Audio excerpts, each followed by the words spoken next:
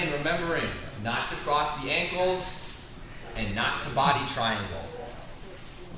My hooks go inside here. I'm not going underneath his calves with my toes. Right here. Okay, so if he tries to turn, I just kind of follow him naturally. If he keeps turning, see how I just follow him naturally and he keeps rolling. It's like I'm a part of his body now, okay? So what I want to do here, okay, is I want to get my seatbelt grip, okay? And then I want to shift it down into his armpit so I can just grab his lat. Looks a lot like that, okay? This is not a permanent grip. I don't want to hang out here for too long, okay? Just enough to control him for a moment. I pull my coat out on this side and I feed it into that lat grip. I grab his pants, 1, 2, and I come off to the side. And I'm just pulling him into position. And this comes around his neck. It's a lot sneakier than having to grab his coat. If I start grabbing his coat, he starts getting defensive, okay?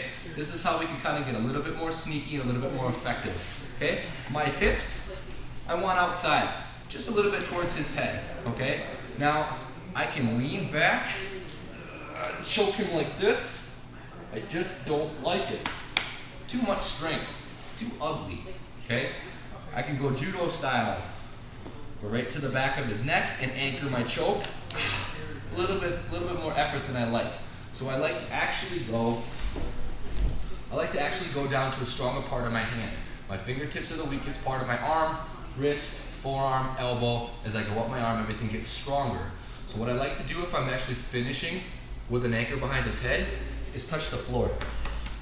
Okay, if I can put my palm flat on the floor, it's a work of art. It really is just a system built around him to make him die. Really quite something. So what we're going to do after that, we're going to try all these different ways to finish and see which one you like. When I'm using my single anchor for my leg, I'm going to use the belly leg and go over his neck. I triangle that leg. If I don't triangle it, he can reach over, grab my foot, and take it off. Okay? So when I bring it to this side of his head, I triangle it. There's nothing to take off now. He has to get this one off of my foot and then get that one. He'll be dead by then. Right? Make sense? When I'm doing my double, I reset it, put it back across. I'm going 1, 2. And I mean, there's no pressure here.